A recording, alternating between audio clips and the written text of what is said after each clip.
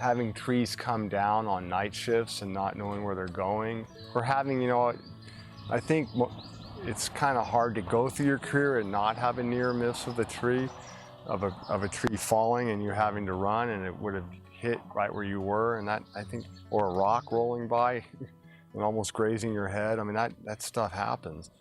And so I can't think of anything in particular that stands out, but I do remember one thing on a prescribed burn in '02 in Sequoia Park, where it was in October. We were up in the higher country, and I was kind of cold.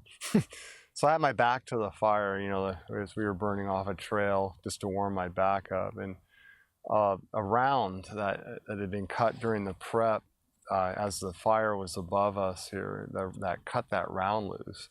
And it whizzed by my head, and I felt the air, and it missed my head. And it was probably about this big in diameter, and probably about that long, and just a bucked piece of wood. And it missed my head by less than a foot.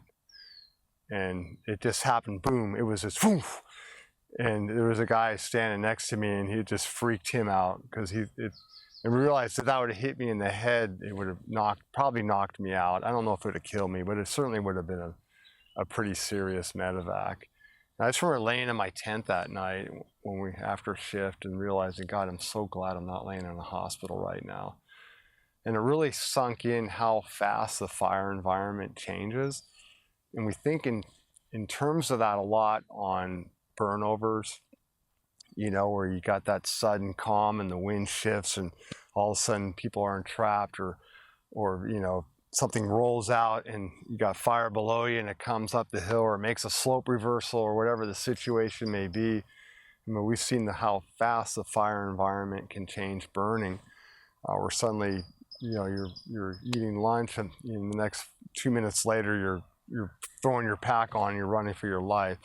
I mean, that happens, but it also happens with trees, and it happens with rocks and all the other environmental things that are kind of related to gravity. And it can change so fast. And I met a gal up when I was teaching a class up in Redding who she was on a crew, hotshot crew in Region 6, and she wasn't so lucky that she had a log roll and crushed her leg, and she had to learn how to walk in. I was so impressed with her story as she was recovering that I ended up she was quite willing to share what had happened with her. I ended up using it one of our fire refreshers, and I compared when that little piece of wood almost hit me in the head to just like that, and to what happened to her was also just like that, and how she wasn't so lucky. And just to try to impress upon people how important it is to be so situationally aware. I mean, we can never be where we want to be 100% of the time, but we can sure strive to get as aware as possible of what the hazards are out there and communicate those. So there's been a lot.